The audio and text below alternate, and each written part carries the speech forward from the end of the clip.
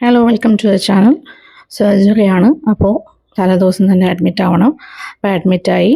അപ്പോൾ അവരാദ്യമേ ചെയ്യുന്നത് നമ്മൾ ബ്ലഡ് ടെസ്റ്റിന് വേണ്ടിയിട്ടുള്ള കാര്യങ്ങളൊക്കെ എടുക്കും. അത് ബ്ലഡ് എടുത്തുകൊണ്ട് പോയതിൻ്റെ മാർക്കാണ് അത്.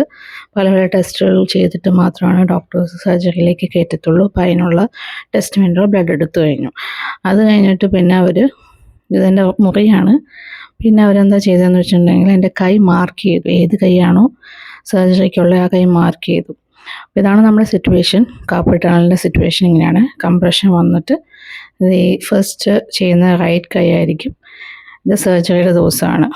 നെക്സ്റ്റ് ഡേ സർജറിക്ക് പോണേക്ക് മുമ്പ് ഞാനൊരു വീഡിയോ എടുത്തതാണ്. അപ്പോൾ പപ്പ രാവിലെ വന്നു, അവിടെ വെയിറ്റ് ചെയ്യുന്നു. ചേട്ടനും ഉണ്ടായിരുന്നു. പപ്പയും ചേട്ടനായിരുന്നു എൻ്റെ വൈസ് സ്റ്റാൻഡേർഡ്സ്. അത് കഴിഞ്ഞ് സർജറിക്ക് അവിടെ നിന്ന് കൊണ്ടുപോയി ഡ്രസ്സൊക്കെ മറിഞ്ഞായിരിക്കുമായിരുന്നു. ഇത് നിങ്ങൾ കാണുന്നത് സർജറി കഴിഞ്ഞ് ഒരു 5 hours ഒക്കെ കഴിഞ്ഞപ്പോഴാണ് എനിക്ക് പയ്യെ ബോധം വന്നത്. ആ വീഡിയോസാണ് കാണുന്നത്. എൻ്റെ കൈ തൂക്കിയിട്ടെങ്കിൽ നിങ്ങൾക്ക് കാണാമെന്ന് തോന്നുന്നു. ആ കയ്യിലാണ് സർജറി കഴിഞ്ഞത്.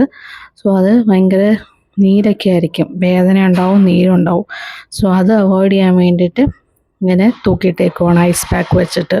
2 സൈഡിലും ഐസ് പാക്ക് ഫിറ്റ് ചെയ്തിട്ട് കൈ തൂക്കിയിട്ടേക്കുവാണ്. അത് ഭയങ്കര പെയിനായിരുന്നു. അതുകൊണ്ട് ഒരു 2 days എടുത്തു എനിക്ക് ഡിസ്ചാർജ് ആവാൻ വേണ്ടിയിട്ട്. കാരണം നോർമലി ഇത് ലോക്കൽ അനസ്തേഷ്യയിൽ ചെയ്താൽ മതി, പക്ഷേ എനിക്ക് ജനറൽ അനസ്തേഷ്യയിലായിരുന്നു. അതുകൊണ്ട് അതിൻ്റെതായ ഒരു ടൈം എടുത്തു ഞാനൊന്ന് നോർമലായി വരാൻ വേണ്ടി. കൈ കഴിക്കുമ്പോൾ നമ്മുടെ നെഞ്ചത്തേക്ക് കൈ വെച്ചേക്കാൻ ഡോക്ടർ പറഞ്ഞുകൊണ്ട് അങ്ങനെ വെച്ചതാണ്. അതിനുശേഷം പില്ലോയിലും അങ്ങനെ മാറി മാറി വയ്ക്കുക, റിപ്പീറ്റ് ചെയ്യുക, നമ്മൾ തൂക്കിയിടുക. ഇത് തന്നെയാണ് പ്രൊസീജിയേഴ്സ്. ഒരു 2 days കഴിഞ്ഞപ്പോഴാണ് എനിക്ക് കുറച്ചൊക്കെ റിലീഫായി തുടങ്ങിയത്. സ്റ്റിൽ പെയിനുണ്ട്, പക്ഷെ നമുക്ക് വീട്ടിലേക്ക് പോകാമെന്നുള്ള പെർമിഷനായി. ഇന്ന് ഡിസ്ചാർജാണ്. 3 ദിവസമായപ്പോൾ ഞാൻ അവിടെ വന്നിട്ട് സൺഡേ അഡ്മിറ്റ് ആയതാണ്.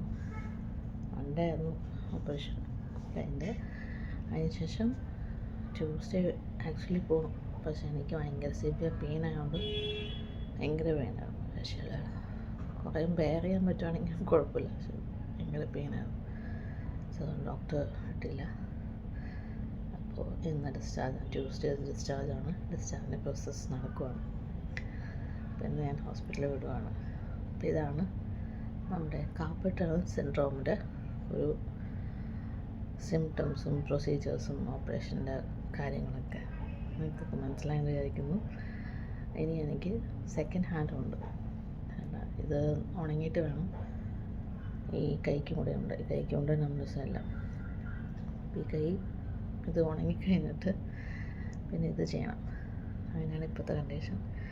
Okay, see you, bye. ഇത് ഹോസ്പിറ്റലിൽ ഡിസ്ചാർജ് ആവുന്നതിന് മുമ്പ് എടുത്ത വീഡിയോ ആണ്. ഡിസ്ചാർജ് ആകാൻ പോവാണ്. അതിന് മുമ്പ് ഡോക്ടർ എനിക്ക് കൈ സെറ്റ് ചെയ്ത് തന്നാണ്, അധികം മൂവ്മെൻറ്റ്സ് വരാതിരിക്കാൻ വേണ്ടി.